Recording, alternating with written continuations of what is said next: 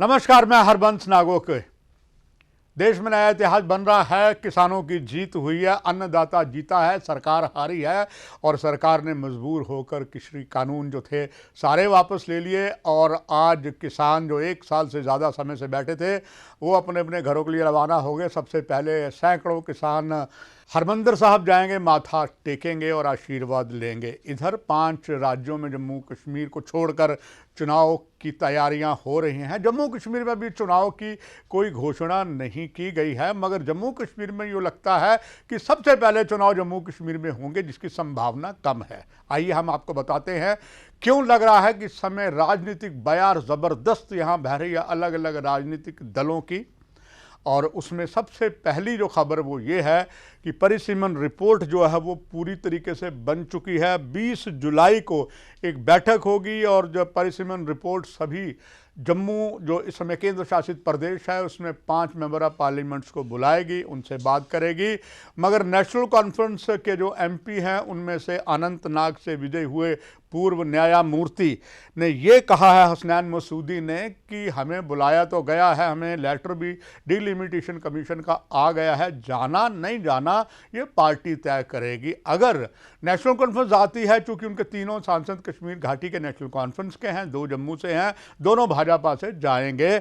मगर ये बात तय हो गई है कि परिसीमन रिपोर्ट जो है 20 जुलाई को होती है, यानी कि लगते लगते समय लगेगा। और कहा गया है स्वयं केंद्रीय गृह मंत्री ने, प्रधानमंत्री ने, सभी ने, कि पहले परिसीमन रिपोर्ट लागू होगी, उसके बाद चुनाव होंगे। तो मान लीजिए कि चुनाव अगर होंगे तो अगले वर्ष या उससे अगले वर्ष भी हो सकते हैं।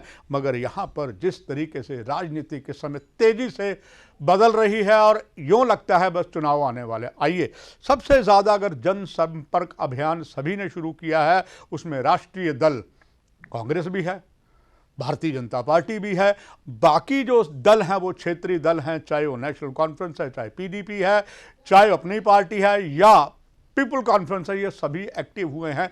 मगर सबसे ज़्यादा जो राष्ट्रीय पार्टी कांग्रेस है उन्होंने इतना बड़ा यहाँ आयाम दिया है, वो आयाम किसी और ने नहीं, son of the soil Ghulam Nabi Azad, जो जम्मू कश्मीर में मुख्यमंत्री भी रह चुके हैं, 40 वर्ष से अधिक उनके राजनीतिक जीवन में उन्होंने कांग्रेस को एक नया आयाम दिया है। और जब पहली बार मेंबर ऑफ पार्लियामेंट का चुनाव वासी से लड़े थे तो रिकॉर्ड तोड़ गिनी बुक्स में रिकॉर्ड बनाया था, सबसे ज़्यादा विजयी होकर आने वाले इस लोकसभा के बने सांसद गुलाम नबी आज़ाद ने, जो हाल ही में राज्यसभा में विपक्ष के नेता से रिटायर हुए हैं। मगर उसके बाद इतना तेजी से कांग्रेस में घटनाक्रम चला है और कांग्रेस गुटबाजी की शिकार है।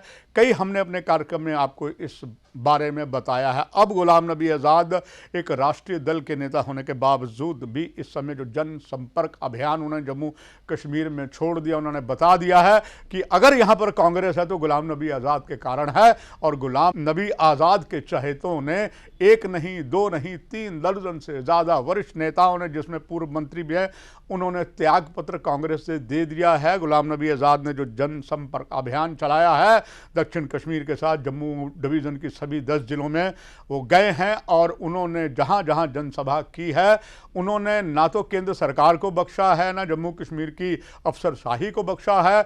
और कांग्रेस की भी उन्होंने अंदर से अच्छे राजनीतिक कटाक्षी बाण जो हैं वो फेंके हैं और स्वयं कांग्रेस चिंता में है। और अब गुलाम नबी आज़ाद के दोनों हाथों में लड्डू हैं। वो लड्डू इस तरह हैं कि अगर कांग्रेस उनसे कहीं पंगा लेती है और उन्हें कहीं निकाल देती है तो गुलाम नबी आज़ाद जम्मू कश्मीर की राजनीति में सक्रिय होंगे और यहाँ पर सबसे ताकतवर अगर मुख्यमंत्री साबित होंगे वो वही होंगे। मगर सूत्र कहते हैं कांग्रेस के आला कमान के इतनी भूल कांग्रेस नहीं करेगी। अब ये देखना है कि कांग्रेस उन्हें आने वाले 5 राज्यों के विधानसभा के चुनाव में कोई जिम्मेदारी देती है या आला कमान कांग्रेस उन्हें और कुछ जिम्मेदारी देती है कि नहीं। कांग्रेस तो दोनों तरफ से सांप और चुचुंदर के बीच फंसी हुई है, मगर गुलाम नबी आज़ाद के दोनों हाथों में लड्डू हैं। अगर वो आला कमान उन्हें कोई पद देती है अच्छा तब भी उनकी चांदी है, और अगर नहीं देती है तो यहाँ एक नया आयाम बनाएंगे। हालांकि बार बार कई पत्रकारों ने पूछा कि आप नई पार्टी बनाएंगे, उन्होंने कहा अभी नहीं, मगर ये भी कहा राजनीति में एनीथिंग इज पॉसिबल, ये स्पष्ट बात है।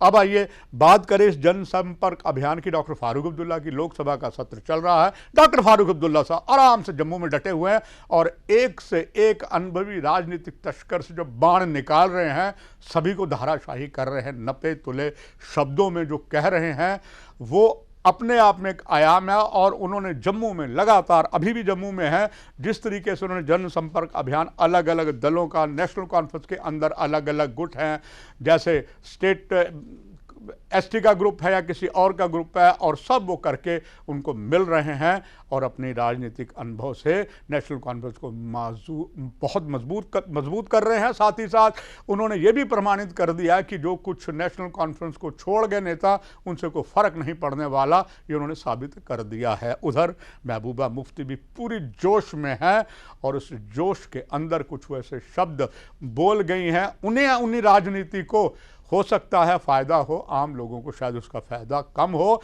गुलाम नबी आज़ाद जिस तरह आगे बढ़ गए हैं, अब उसी के साथ फारूक अब्दुल्ला बढ़ गए हैं। फारूक अब्दुल्ला ने जिस तरीके के बयान दिए हैं, आरएसएस के बड़े बड़े नेता भी असमंजस में पड़ गए हैं और जल्दबाजी में कुछ ऐसे बयान दे गए हैं जिससे डॉक्टर फारूक अब्दुल्ला का कद गिरा नहीं, ऊपर हुआ है। चूँकि उन्होंने साफ तौर पर कहा सच्चे हिंदुस्तानी हम मुसलमान हैं, मगर हम सच्चे भारतीय, भारत के लिए आन बान शाद एकता अखंडता के लिए हम सब कुछ करेंगे, यहाँ तक अपनी जान भी दे देंगे। उन्होंने नाम तो आरएसएस का नहीं लिया, मगर कहा कि बहुत आरोप हम पर लगाए गए, हमें खालिस्तानी भी कहा गया, आतंकवादी भी कहा गया, मगर हम सच्चे मुसलमान हैं। अब जहाँ तक बात पीपल कॉन्फ्रेंस की है, उसका कुछ आधार है, ख़ास करके दक्षिण कश्मीर में तो इतना नहीं है जितना उत्तरी कश्मीर में है। और उत्तरी कश्मीर में उनके पास एक से एक धुरंधर नेता है, और उनके पास नेता जो हैं उसमें से जम्मू कश्मीर में जाने माने डिप्टी चीफ मिनिस्टर रह चुके, फाइनेंस मिनिस्टर रह चुके मुजफ्फर बेग है, जिन्हें भारत सरकार ने बहुत बड़े पद्मश्री सम्मान से भी सम्मानित किया है, वो भी पहाड़ी क्षेत्र के हैं। हाल ही में जिस तरीके से केंद्रीय गृह मंत्री आए थे यहाँ पर, कहा था कि शायद भारतीय जनता पार्टी विजयी होती है तो हम यहाँ पर कोई जो चीफ मिनिस्टर लाएंगे वो पहाड़ी लाएंगे। पहाड़ी में हिंदू भी है, मुस्लिम भाई भी हैं, और पहाड़ी समुदाय, गुज्जर समुदाय दूसरा जो है, उनमें पहाड़ियों के साथ अभी तक की 7 दशकों तक की चली हुई पार्टियों ने उनके साथ सौतेली माँ का व्यवहार किया है, मगर भारतीय जनता पार्टी ने एक नया आयाम लाकर उनके लिए नई एक दिशाएं दी हैं। उससे जो मुस्लिम पहाड़ी हैं, चाहे हिंदू, बहुत प्रसन्न है। तो ये नहीं कि भाजपा एक अपने तरीके से राजनीतिक बिसात बिछाई हुई है और अब ज़्यादा जम्मू कश्मीर में निर्भर होगा कांग्रेस पर और गुलाम नबी आज़ाद पर, वो किस तरह चलते हैं। फिलहाल ये अभी तक की खबरें साफ हैं जो हमने आपको बताई हैं। इस संबंध में कुछ और भी होगा, आपको हम जानकारी देंगे। नमस्कार। For more updates, do subscribe our YouTube channel and don't forget to hit the bell notification icon. And if you are watching this video on Facebook, do follow our Facebook page.